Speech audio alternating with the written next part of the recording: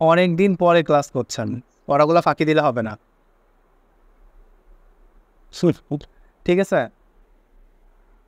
আচ্ছা বেশি মুখস্থ করতে হবে তো এই জন্য। বেশি নেই, বেশি নেই, পড়তে হবে, নো টেনশন, একটু পড়তে হবে, পরিশ্রম করতে হবে। এরপর আগামী দিনে আমি গ্রামাটিক্যাল অংশগুলো নিয়ে একটু আলোচনা করে দিব। ওকে। আচ্ছা, গেট অর্থ হচ্ছে বুঝতে পারা, এখানে কি বুঝতে পারা অর্থ হবে। যেমন আমরা কি করতে পারি, আন্ডারস্ট্যান্ড। আন্ডারস্ট্যান্ড শব্দের অর্থ কি জানেন, বুঝতে পারা, তাই না? আমরা কি বলি, আমরা কি বলি, ডু ইউ আন্ডারস্ট্যান্ড, তুমি কি বুঝতে পেরেছো? তাহলে এই কথার পরিবর্তে আমরা গেটও ব্যবহার করতে পারি। যেমন আমাকে ভুল বুঝো না, তাহলে ডোন্ট গেট মি রং। সে আমাকে ভুল বুঝেছিল, শি গট মি রং। আচ্ছা, এখানে ভুল বুঝো না আর বুঝেছিল, এটা হচ্ছে বর্তমানকাল, এটা হচ্ছে অতীতকাল, তাই না? এই জন্য বুঝেছিল, এই যে গড, এটা হচ্ছে পারবেন V2। তুমি আমাকে ভুল বুঝেছো, ইউ আর গেটিং মি রং।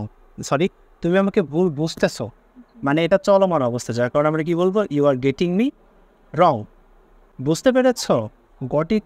যদি যদি কেউ প্রশ্ন করি ইংরেজিতে, যদি আমি আপনাকে, কি আইন? না না না, এখানে এই যে এখানে এই যে এই কথাটা বুঝতে পেরেছো, যেমন যেমন আপনাকে আমি পড়াচ্ছি, আমি আপনাকে বললাম, আপু তুমি কি বুঝতে পেরেছো, তাহলে এটা ইংরেজি হবে গট ইট। ঠিক আছে, শুধু তুমি আমাকে ভুল বুঝতেছো। হ্যাঁ, এই যে এটা এটা আইনজি হবে, you are getting me wrong. তারপরে আছে, আমি তোমাকে ভুল বুঝিনি, I didn't get you wrong. I didn't get you wrong, মানে আমি তোমাকে ভুল বুঝিনি। তাহলে এই গেট কথার অর্থও কিন্তু বুঝতে পারা। তাহলে আমরা আমরা আবার লাস্ট রিভিশন দিয়ে নিই। গেট কথার অর্থ কিন্তু অফার করা, প্রস্তাবনা করা, রিকোয়েস্ট করা অর্থ বোঝাই।